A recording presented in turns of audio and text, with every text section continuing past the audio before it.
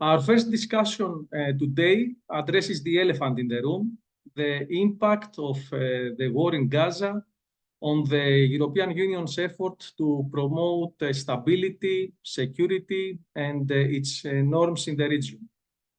Today, we have two experts with long experience in Euro-Mediterranean relations. Professor Michael Köhler currently serves as ambassador and co-leader of a Grand Bargain agreement between some of the largest donors and humanitarian organizations who have committed to improve the effectiveness and efficiency of the humanitarian action.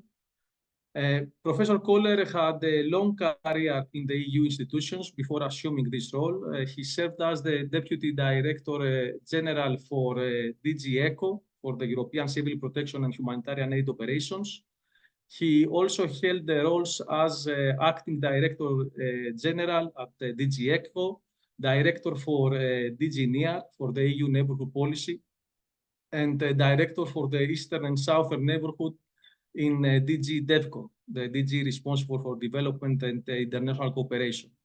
So Michael brings to the discussion his vast professional experience in international cooperation, aid, and EU foreign policy in the region. He has also written numerous academic and policy-relevant studies about Euro-Mediterranean relations. Professor Köhler, thank you very much for accepting the invitation and welcome to the series. The second speaker is Michelle Patse. Michelle Patse is a professor in global studies at Roskilde University in Denmark. She's a political scientist by training, and she focuses on this interesting intersection between four disciplines.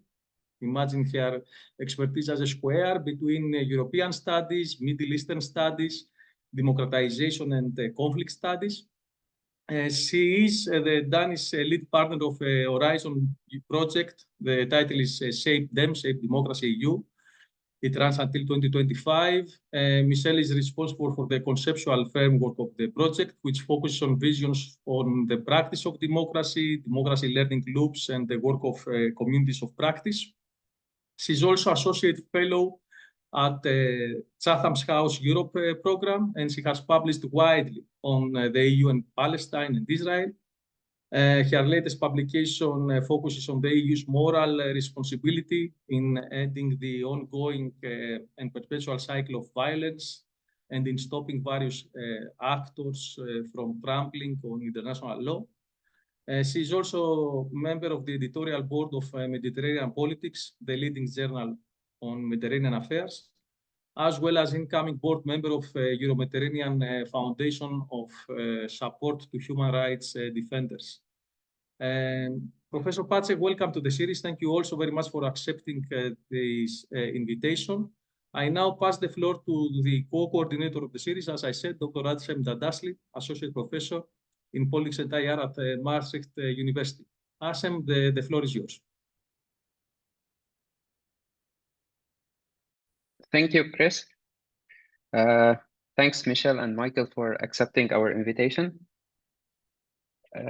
It's sad that it's been over a year since the Gaza conflict started, or the outbreak of the Gaza conflict. What we thought that it was another chapter in the long-standing Israeli-Palestinian tensions has evolved into a humanitarian crisis of staggering proportions, challenging not just regional stability, but also the EU's credibility as a global actor and moral force. The timing is a bit distressing, especially that in 2021, the EU High Representative proposed a renewed partnership with Southern Mediterranean partners, aiming to revitalize Euro-Mediterranean relations and address major geopolitical challenges.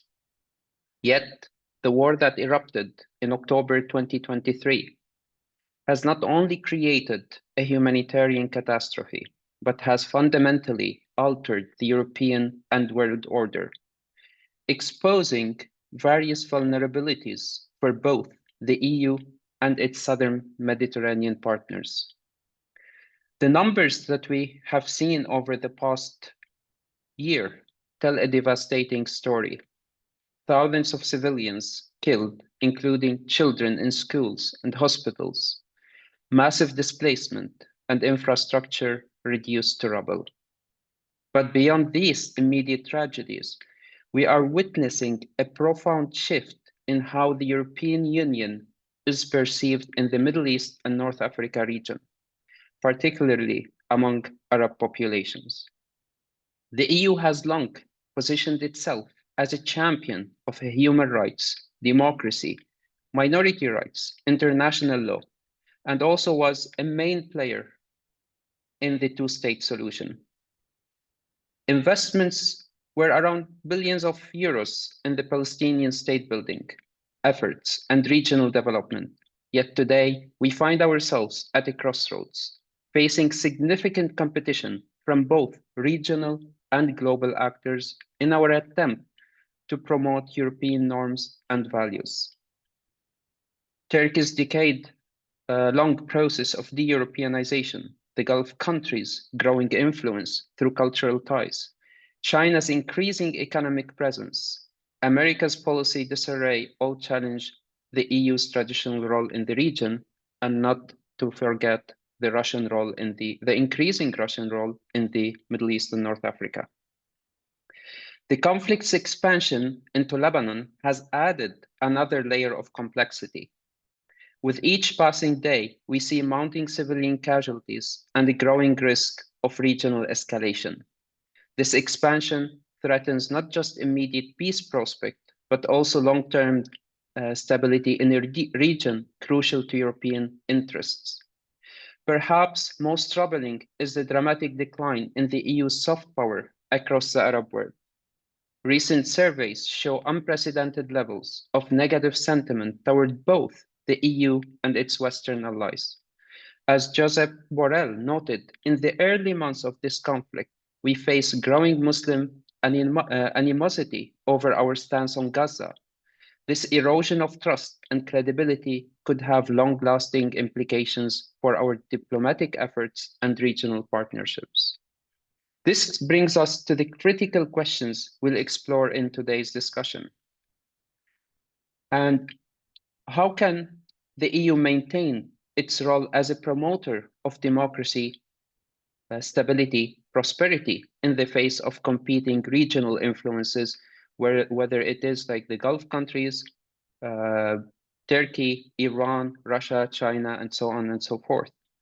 Why has the EU adopted such different approaches to seemingly similar humanitarian crises are in the EU neighborhood? How can we explain the apparent disconnect between our substantial economic leverage and our limited political influence? And what concrete steps can the EU take to rebuild its credibility in the region while effectively promoting peace, security, and stability? And finally, how might we revitalize the two-state solution given the current realities on the ground? Too many questions, little time, that we hope our distinguished panel of experts, Dr. Michael and Dr. Michel, will be discussing and help us understand these challenges and explore potential paths forward in this increasingly multipolar regional landscape. Without further delay, I would give the floor to Professor Michael. So the floor is yours. Thank you. Thank you very much, Assem. Thank you, Dr. Dandashly. You scared me, I have to say, because after your framing of the problem, and unfortunately, you didn't pronounce a single wrong word. I think your analysis is something we can easily subscribe to, all of us. After that, I really try. I'm really wondering how we can do justice to your analysis and go further into detail, and also perhaps provide some hope. But let me try to attack the problem a little bit. When you're doing foreign policy, when you're doing any policy, I guess, but particularly also foreign policy, you always have to somehow find the right compromise on the one hand between interests and values. You may call them differently. You may not call them values, but principles, for example. But at the end of the day, do you have a pure realpolitik based approach on your perception of your own interests, or do you have values? Now, looking at the European Union, and I will come back to that notion in a second, the answer should, in theory, be very clear. Because if you look at the founding treaties of the European Union, yes, I use the plural treaties by intention. It's not only one treaty. So in a way, the constitution of the Treaty on the European Union, the Treaty on the Functioning of the European Union, and so forth, you find that over the years, and particularly with the Lisbon Treaty, that is now the treaty on which every EU action is based, and also the action of its institutions, this treaty now, different from previous treaties, is actually very much marked by values, in particular also in the chapters on foreign relations, on external relations and foreign policy. So if you look at the legal basis, it should be very clear that the European Union pursues its foreign policy in order to provide peace, to act in favor of stability, but also to, in a way, transpose, excuse me, its values to other parts of the world, and particularly, of course, to its neighborhood.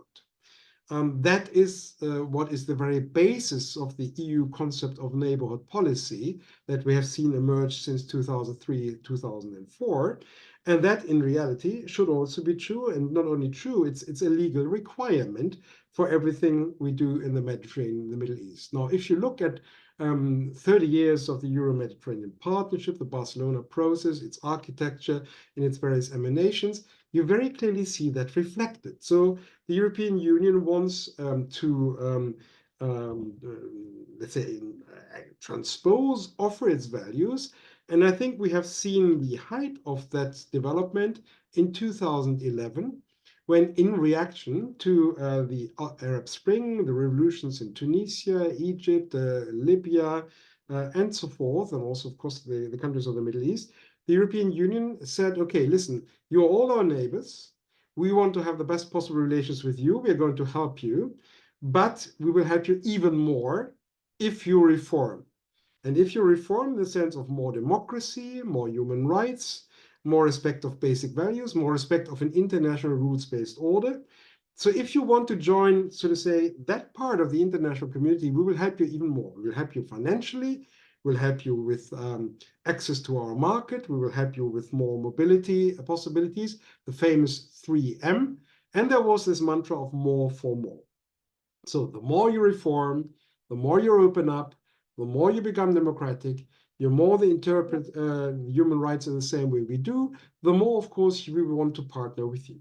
This was the mantra that the European Commission, with a lot of mea culpa at the time, put out in 2011 and said, well, you know, there is a demand from bottom up. There's a demand from the people in the Arab world. We have to listen to this. We cannot simply follow our interests. We need to pursue a value-based policy. Now, today we are 10 years on. And what has happened in the meantime in these 10 years? And I come to the situation in and around Gaza in a minute.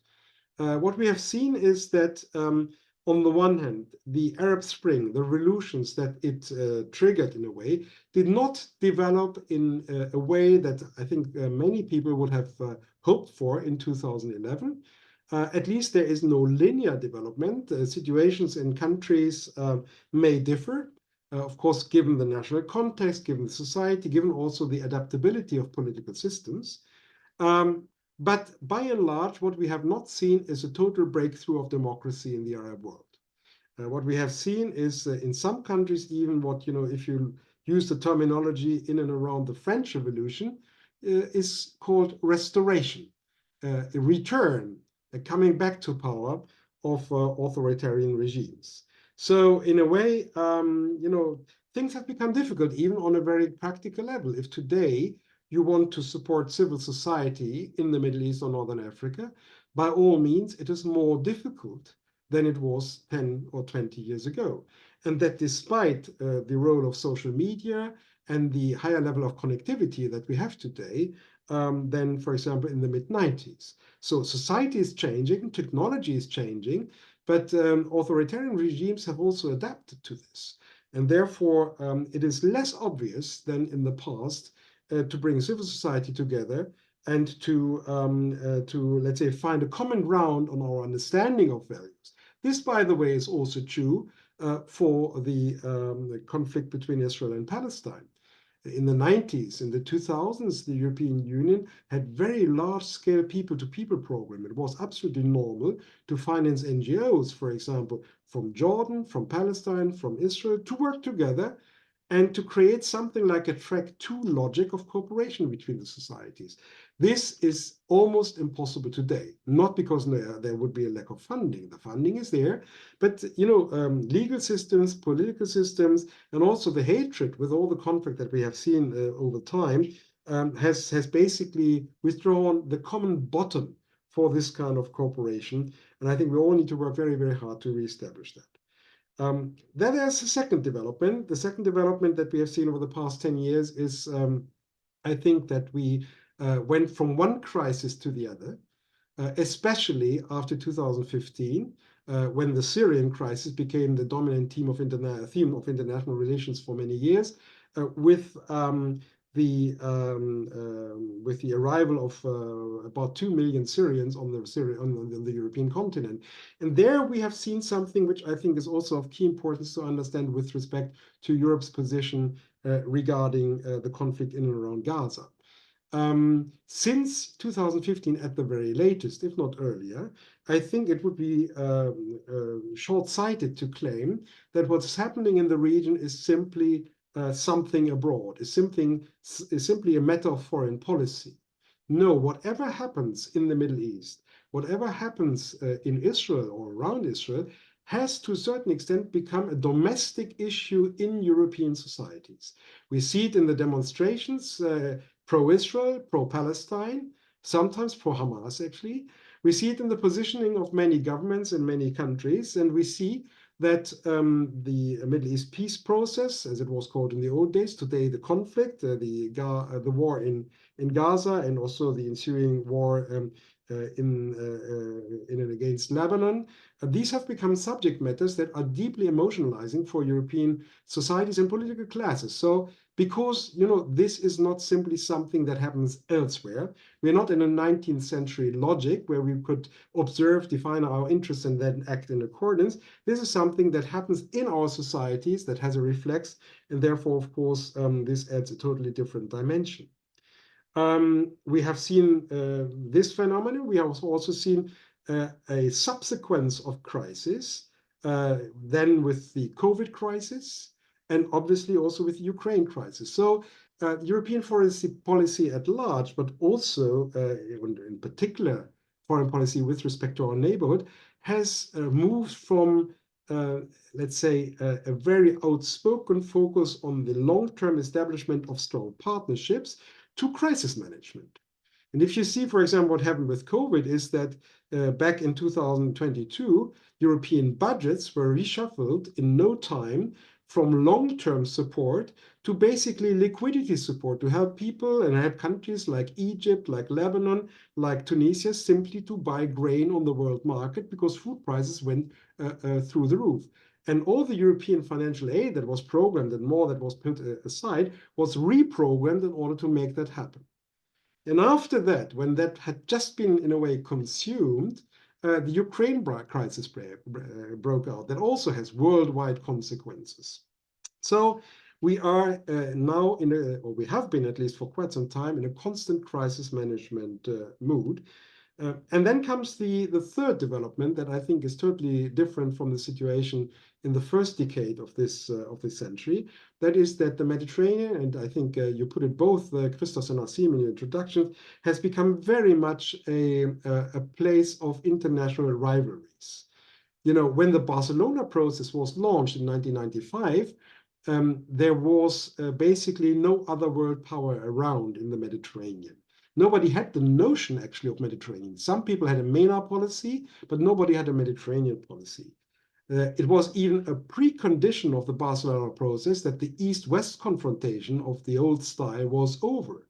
There wouldn't have been a Barcelona process without the fall of the Berlin Wall. All of a sudden, development models in Northern Africa and in the Middle East started to align. the Washington Consensus, some may remember this, this notion, this became the common mantra for about everybody, even for socialist regimes, for example, such as in Algeria or in Syria. So that made possible the regional cooperation dynamics and the idea that we would basically somehow find commonality around common interests, but also common values. At that time, the only other power that was really active in the Mediterranean were the United States, but they were active only in the Middle East and only basically as a military power, not as an economic power, and not so much by supporting civil society. This changed a bit with 9/11 in 2001. But even with that, we didn't yet face the situation that we have today, where in the Mediterranean, there are a lot of major and sometimes also regional foreign policy actors that wouldn't have shown up in the 1990s. Think of Turkey, think of China, think of Russia, but think also of Saudi Arabia, the Emirates, and Qatar, all with diverging directions. And I don't even mention Iran, for example. Now, what does that mean for the conflict that we see right now in the Middle East, and particularly in and around Israel? It has often been said that the European Union is a payer, but not a player. A payer, but not a player. Now, when I've heard that in the past, I always thought, well, this is a bit short-sighted, because how can you be a payer without being a player? Money is a very important instrument. And money, in a way, can make many things move. Actually, it is hardly possible to be a foreign policy player without putting some resources. They may be big or small, but without any resources, you can hardly really pursue a policy. And by all means, of course, the EU has been a huge payer in the Middle East conflict, or in the Middle East peace process, to use the old terminology. If we just take the payments from the European Union to the Palestinian Authority, so this is not everything we did in the context of Palestine. I don't speak about the payments to UNRWA, I don't speak to the payments, for example, to civil society, but only to the Palestinian Authority as such. Then between 1993, the emergence of the authority, and 2022, Europe has paid $17.5 billion. This is the institutions and the EU member states, but with the exception of the United Kingdom. I don't count them because until 2016 or 2019, of course, one would have to count them in. Of these $17.5 billion, the institutions, so the European Commission, paid $8 billion. $8 billion, that's in a fantastic amount of time. And obviously, the Palestinian Authority wouldn't have been able to survive without that contribution. Now, does that make you a player? It should. But what does it mean? What is the prerequisite for being a player, not only a payer? It is basically first that you have an objective. You have a very clear position. And in the case of the European Union, you need to have a common position, because it is, of course, one of the problems of the European Union that we are not a monolithic bloc. Even when you use the term EU, you always need to define, what do you mean? Legally speaking, EU, European Union, means the institutions and the member states of the European Union together. But in most cases, the term EU is only used to describe what people could call Brussels. But even if you reduce it to Brussels, what does Brussels mean? Is it the European Commission that manages the budget? Is it the European External Action Service that is an independent body, not part of the European Commission? Is it the Council, where you have the member states of the European Union that take the positions and take the decisions in foreign policy? Or is it the European Parliament, or all of these together? One has to distinguish between this very, very much. And then obviously, it doesn't make things any easier that, for example, the member states, with respect to the situation in the Middle East, always fall into three different groups. One group that is traditionally rather pro-Palestinian, another group that is traditionally rather pro-Israeli, and a third group that basically has no fixed views on this, and determines its position with respect to any conflict in the Middle East, rather in function of other interests, for example, their security interests. So if your first interest is to have security and be under the nuclear umbrella of the United States, then in certain conflicts, you may be tempted to take a US close to the United States position in order to, let's say, be good friends with Washington, rather than developing your own view with respect to a certain crisis. Now, that already shows you how complex it is for a multi-layered organization such as the European Union, because the European Union is the only organization in the world which is not only composed of a number of member states, but where member states decided to transfer certain sovereign rights to institutions, with the consequence that the institution even can bring to court the member states. So the decision-making center is not only in the member states, and not only in the council that represents the member states, and not only in the institutions. It's something that always forms a compromise between at least these three bodies. And then when it comes to finance, we also need to take into account the European Parliament, because the EU budget is decided by the European Parliament. So also the European Parliament has views on how the money should be used. For example, for Palestinian interests, yes or no. Now, this is complex. And therefore, the first question is, do we have a position of the European Union with respect to the conflict in the Middle East? And there the good news is, yes, we do. We have a long tradition, actually, of statements of the European Union. And the latest one that I found actually is just 10 days old, or not even, on 17 October. So that was last week, Thursday, I think. Our leaders came together, the heads of state and government of the European Union in Brussels, and they adopted quite a long text, so-called European Council conclusions, on the conflict in the Middle East, with chapters on Lebanon, chapters on Palestine, and so forth.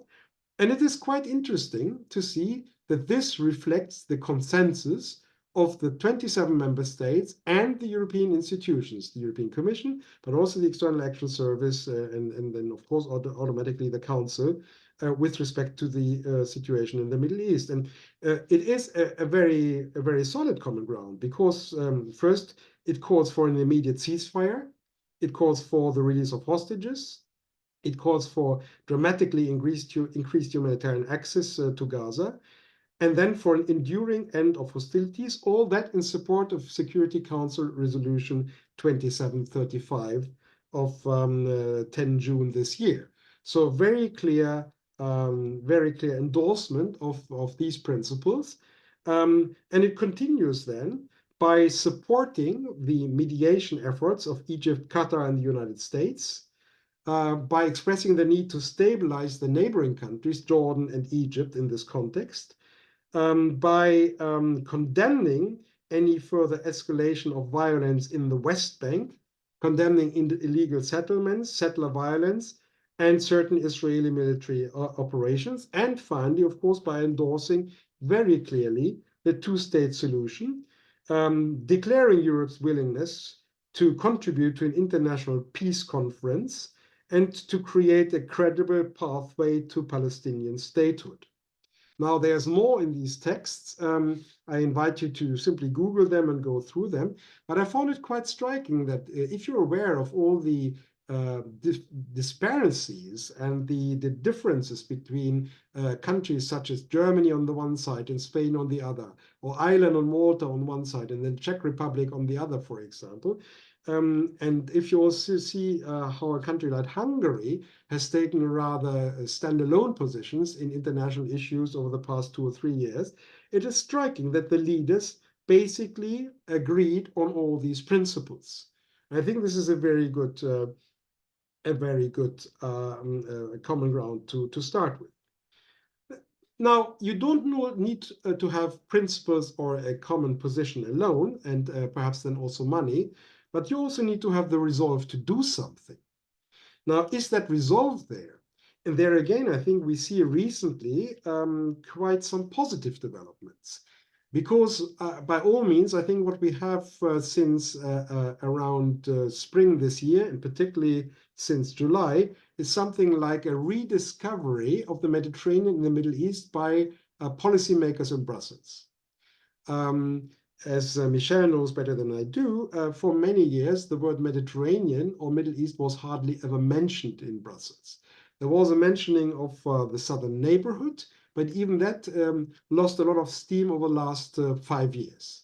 Now this is back. And if you want to have proof for that, look at the so-called mission letters that the President of the European Commission, Mrs. von der Leyen, issued in July to the commissioners designate that are supposed to take their seat in the new European Commission at some point before the end of the year. It should be 1st of November, but maybe a little bit later. And, Mrs. von der Leyen, in her speech to the European Parliament on 18 July, to basically invite Parliament to endorse her new candidacy as President for the European Commission for a second term, she very clearly said two things. First, I want to appoint a dedicated commissioner for the Mediterranean. This has never existed before. So a dedicated political person in the College of Commissioners, in the European Executive, in order to deal with the Mediterranean countries. And secondly, in the mission letters, so that's the tasking of the new commissioners, she came back to that. And both in the mission letter to Mrs. Callas as the new High Representative for Foreign Security Policy, but also Vice President of the European Commission for External Relations, and the mission letter for Mrs. Schwieger, who is the candidate for Commissioner for the Mediterranean, she very clearly says two things. First, I want you to come up with a comprehensive EU Middle East strategy with a view to the day after in Gaza, promoting all the steps needed for a two-state solution and strengthening the partnership with key regional stakeholders. That's a quote. And secondly, she says, we want to come up not only with a new EU Middle East strategy, but also with a new EU Mediterranean pact. And Mrs. Schwieger in particular was tasked to take forward the multi-year support program for the Palestinian Authority to help paving the way for a two-state solution. She also was tasked to contribute to developing a dedicated reconstruction plan for Gaza and to support international coordination of the recovery process. So there seems to be a will. Now, that leaves us the question of what can we expect in the next year or maybe 2 years or so, until maybe effects on the ground to create new framework conditions. And I think I would like to summarize this under two headings. One is finance and the other one is future.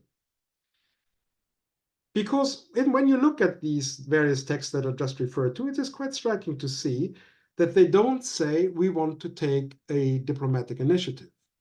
And they don't say we want to do something now. They rather speak about new conditions and aiding other processes, aiding either, for example, the United States, Egypt, and Qatar in mediation and supporting that, or supporting the UN approach, referring to Security Council Resolution 2735. They don't speak about the European initiative. And I think this is very, very interesting because obviously the European Union at this moment in time, as a foreign policy actor in traditional terms, diplomacy, for example, doesn't really play any role in the Middle East. Now, if you want to have proof for that, just take as a fact that not only the Secretary General of the United Nations has been declared non grata by Israel, but also High Representative Borrell doesn't get an invitation from the Israeli government. And also the EU Special Representative for the Middle East peace process, Mr. Sven Koopman, at this moment in time is not being invited by Israel. So there may be informal contacts, but there is definitely no open door policy by at least one side of the conflict. So diplomatically, the European Union could hardly do anything. And also, when you think of track 2 diplomacy, the European Union has a very good track record in financing mediation efforts by specialized organizations, by bodies and so forth. Financing, yes, and it certainly continues to do so. But, when it comes to acting itself, the role that Norway played, for example, in 1992, 1993, that Switzerland or other actors played. When it comes to that, I think the European Union is not really well qualified for two reasons. First, the positions of EU member states are, of course, very much diverging when it comes to this conflict, that you see already in, for example, very different patterns when it comes to the delivery of weapons. Some EU member states have basically stopped to deliver weapons to Israel. Others have increased their delivery. So, countries are not on the same wavelength. But secondly, track 2 diplomacy and the like require a level of confidentiality that is very difficult to preserve in an environment such as the European one, where you have various levels of decision making, where member states need to agree to what the institutions are doing, where you need to discuss transparently, and where therefore secret diplomacy is really having a difficult time. So that kind of diplomatic action the European Union cannot really deliver at this moment in time, but it can do other things. And there we come back to finance. Now, you may have seen that the European Union has very dramatically increased its financial deliveries, its financial support to Palestinians and to the Palestinian Authority. And I would like to quote in particular two new developments. One is on 19 July, so just 3 months ago, the European Union signed a letter of intent with the Palestinian Authority, a letter of intent that basically makes available 400 million euros in loans and in grants for the support of the Palestinian Authority to help it survive.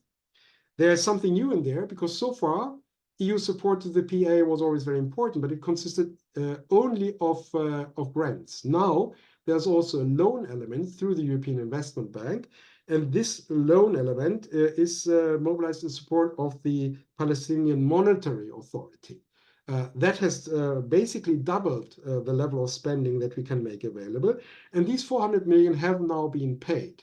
So this is money that was made available at very short notice. But as a second tier to this new approach, the EU also agreed on a comprehensive program for Palestinian recovery and resilience. This is a major program that brings member states and the EU institutions together in order to mobilize substantive support in addition between now and 2026, with a clear idea that this needs to support the emergence of Palestinian statehood. So it is linked to a reform program of the Palestinian Authority to make it really fit to govern and to be at the core of the future Palestinian state. At the same time, the European Union, and there I come to the second layer, has also obviously honored its financial commitments to UNRWA, the United Nations Relief and Works Agency. We have paid now 82 million euros this year, which is a bit less than the past, but it is extremely significant because obviously you know that after all the accusations by Israel and the involvement of a lot of Hamas, of a lot of UNRWA stuff in Hamas activities, there was a lot of doubt about this, and a lot of criticism. It still continues. But after the Colonna report of the United Nations, there was a perception among the decision makers in Brussels that the situation had been examined enough, and the reforms had been implemented to allow for a resumption of EU spending. And the same thing has happened in a couple of EU member states. So UNRWA continues to receive European support to aid people in Gaza, but also obviously aid Palestinians in Lebanon, in Jordan, and in the West Bank, and so forth. And then we have very much increased our humanitarian aid. You should know that up to 7 October last year, the humanitarian aid that the European Union mobilized for Palestine was a relatively small amount. It amounted to about 27 million euros a year. And this was because the European Union mainly channeled development funding to Palestine. The humanitarian funding, which is a separate source, was relatively low.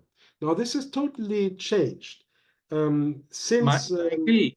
Please try to, because we are over 25 minutes, so, can give space to Michelle also. Yeah. Absolutely, you're right. And apologies to Michelle. I will be succinct now. Just want to tell you that if you take what the institutions and the member states pay together since 7 October last year, since the heinous attacks of Hamas on Israeli territory, we come to humanitarian aid by the dimension of 940 million euros. The EU as such, the institution as such, have basically paid 10 times more than in previous years in humanitarian aid. So there's a very clear commitment to do more in this regard. Now, what can we expect for the future? I said finance and future. For the future, I believe what the EU will do is the following. First, we will do whatever we can politically, financially. I'm not sure militarily, but that remains to be discussed, to contribute to a post-war order in the Middle East. We will certainly very much impress on all actors and all players in the conflict to implement a two-state solution. We will be there when it comes to recovery. We will be as helpful as we can when a peace conference could be organized. We could host it ourselves, but we could also obviously support the hosting and the organization by others. We will be at the side of the Palestinian Authority when it comes to becoming a real government and a real state. But one thing is of particular importance, and that unfortunately I don't have time to develop on further. That is the question of regional stabilization, because all this now creates a new platform for an increased cooperation between the European Union and the GCC.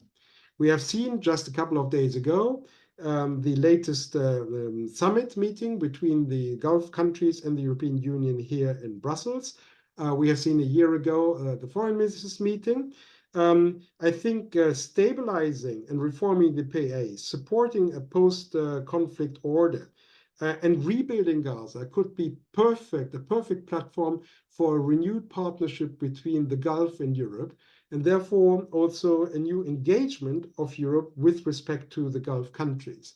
We had a little prefiguration of that when already between 2016 and 2019, we had a very active cooperation between the GCC and the European Union on one big program, the so-called large-scale desalination plant in Gaza, which would have costed 600 million euros and even more in dollars. We had an agreement that this should be financed 50-50, 50% by Arab finance, 50% by European finance. We were very close to implementing it until war broke out again in 2019 and now again in 2023. But the basis is there, the contacts are there, the drawers are full of plans that we can basically use again. And I think it is quite clear that in the future, Europe has to work together with partners in the region. And that, once again, leads us to the question, what does that mean for pursuing European values rather than interests? But I leave that question to Michelle. Thank you. Thank you very much, Michael. Thank you very much. For the audience, I'm sure that Michael's presentation raised many questions. Please put your questions on the chat box, and in order to be able to make them to both speakers when they finish their presentations. Michelle, the floor is yours. Thank you very much. Thank you, Christos. Thank you, Assem, and thank you, Michael. For the sake of time, because we have approximately 48 people in the audience, I will try to be succinct. I have quite a lot of comments myself on Michael's presentation, but I'll leave that towards the end. Can you see my screen sharing? Yes, we can. Yes, we can. Thank you. So basically, I've been asked to focus on two primarily themes. First, on the role of the EU in promoting its values and mediating conflicts, which, as Michael has already said, is basically enshrined in not just one treaty, but I gave an example here, Article 2 of its own Treaty on the European Union, but also what can the EU do to gain back its legitimacy in light of its position on the war in Gaza. Now, I have to say that hearing Michael, I get rather disappointed and I should say depressed, because to me it seems to be same of the old, same of the old. And at the heart of this, the EU remains not really addressing the root cause of this issue that we are talking about. I do disagree with Michael, I think, unequivocally, that building Gaza again is basically paying for the core issue, which is occupation. And I think that trying to encourage normalization with Saudi Arabia, which I don't think Michael mentioned, is also going to go in that direction. So basically we get the Gulf countries to pay for rebuilding Gaza. I mean, that is the wish of the European Union, because we know that Israel and its far-right ministers have different plans that they are making very clear in one meeting they had a few days ago, where they're talking about resettling settlers in Gaza. So I think we need to take stock of what's actually happening on the real side of this, which is that we have one of the most far-right governments ever in Israel.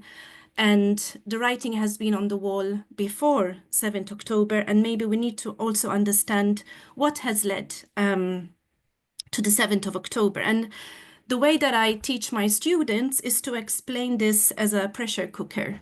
So when you put pressure, the heat is bubbling, and the more pressure you put, at some point, the fire is just going to explode. And I think, this is what Palestinians have endured for decades. And I think I am not surprised what happened. Of course, I'm not endorsing what happened, but I'm not surprised that, having myself been in Gaza, this was something that was like a release valve for a lot of Palestinians. So I just want to say that even within the Palestinian the Palestinians in diaspora, especially Palestinians in Denmark, for instance, there's a big discussion about those who endorse, of course, what happened, and those who say no, violence can never, be a cause for us.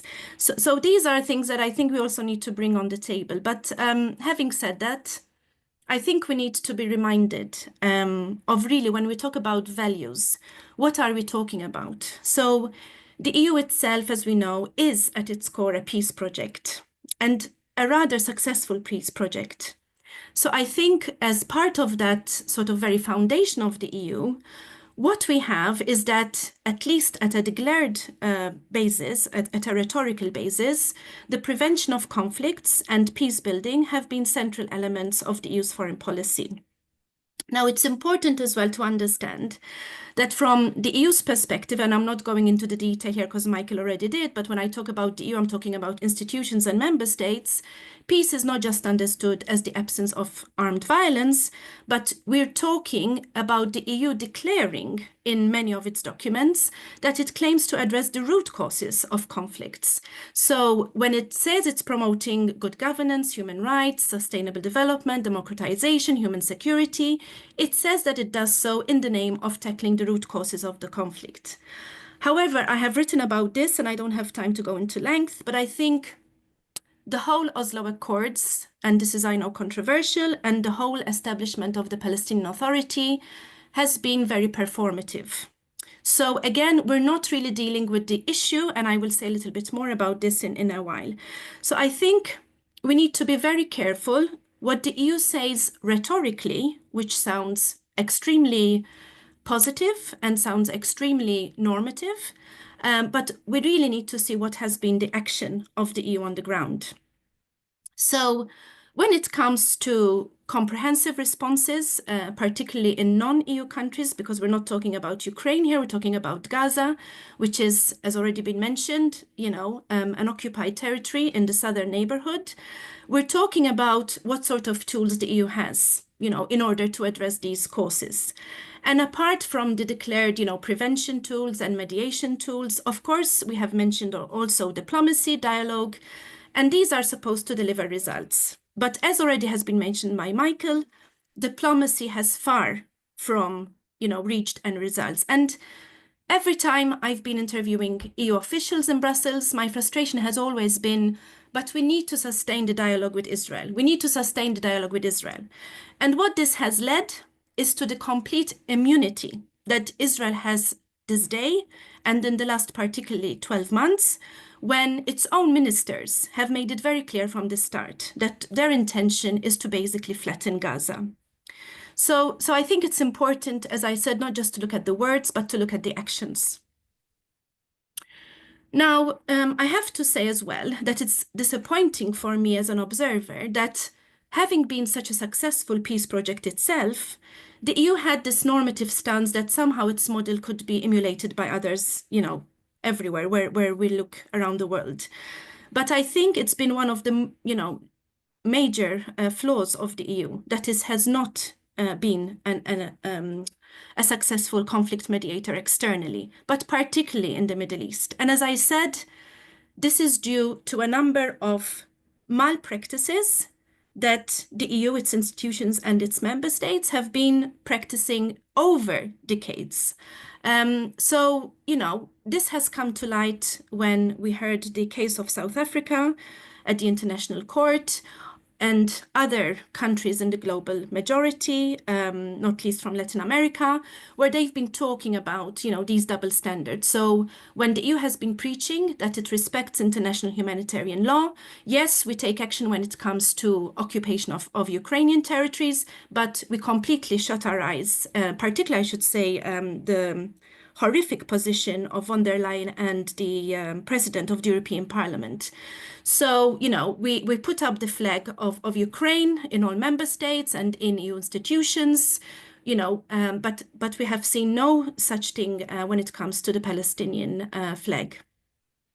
So I think, you know, this has been a huge dent in the EU's influence when it comes to primarily, as we know, its soft power.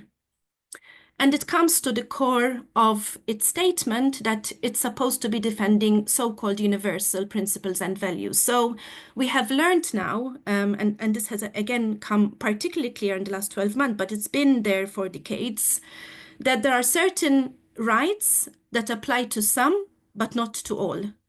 And I think this is an Arendtian concept of the right to have rights of all, that is, for me, the crux and the main problem of the EU's position vis-à-vis Israel and Palestine.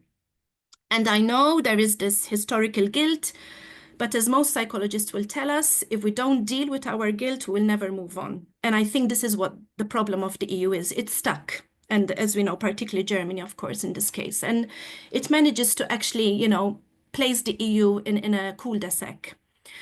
So one of the things we have to remember is that the EU, its institutions, and its member states are morally, ethically obliged to protect the international humanitarian frame that, you know, our predecessors and those who have fought so hard to build these international normative frames have worked so hard for.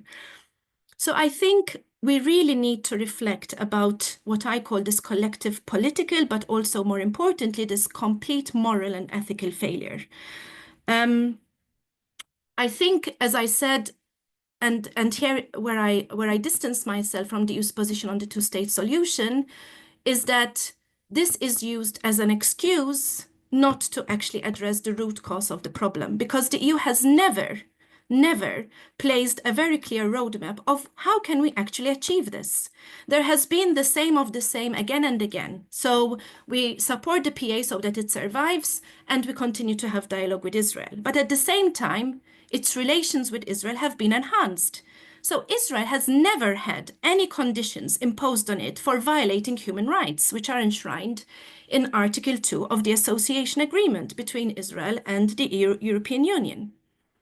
So a recent report published by Peace Now shows, for instance, that although illegal settlements, you know, have been something that the EU has been focusing on rhetorically, these have increased exponentially over the course of the last 30 years. So I give the figures there, and I'm happy for you, Assem and Christos, to share this slide with the participants if they're interested.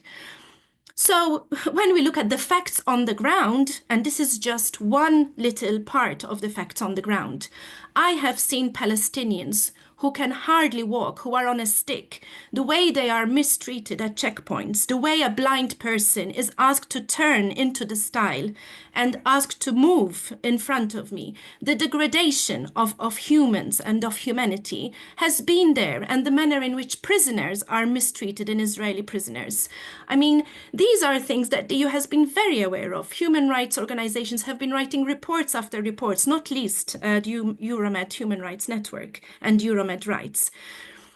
So I think, you know, this kind of notion that somehow the Palestinians can be invisible in terms of the names of Palestinians that we see killed every day, and I'm talking about innocent civilians here, whereas if 4 hostages are saved by the IDF, then we have a splash out in all international media about their history, their names, as if Palestinian lives don't have a history, as if Palestinian lives don't have, you know, grandparents, parents, studies, work, a community. I mean, yeah, the double standards is just appalling.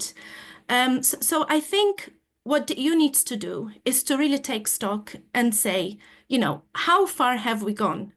And we have gone so far that there is absolutely no barrier to Israel's impunity now. And this is where we are at the stage where, as already been mentioned by Assem and Christos in the beginning, the whole international order is now in flux, because what's happening now is that the authoritarian regimes that Michael was referring to also now see that they have not just a carte blanche, but they can move on with violating human rights, because nobody is going to insist on the respect for human rights anymore after this. So I think, you know, we've done the EU's image harm that I think is very hard to revoke. So I would say that one word for me sums up what I've been trying to say. And that is that the reality on the ground gives us a very important picture of what Israel's real intentions have been over these decades. And that is the deliberate policies day by day, week by week, month by month, year by year, decades by decades, in the occupied territories, including the Gaza Strip, the West Bank and East Jerusalem, to basically destroy basic conditions for the existence of a Palestinian state. So I would urge the European Union to please stop talking about a two-state solution, because this is just absolutely nonsense. And I apologize for my wording, but I'm using my academic freedom here to talk in this way. Now, if we had to take stock of what the EU is actually obliged to do here, we know that the EU's human rights, you know, discourse is inscribed in its DNA, as I said in the piece I wrote in Kantara.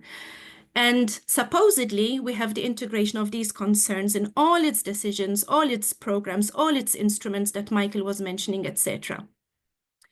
And it has this obligation to ensure accountability for any violations to international humanitarian laws and human rights.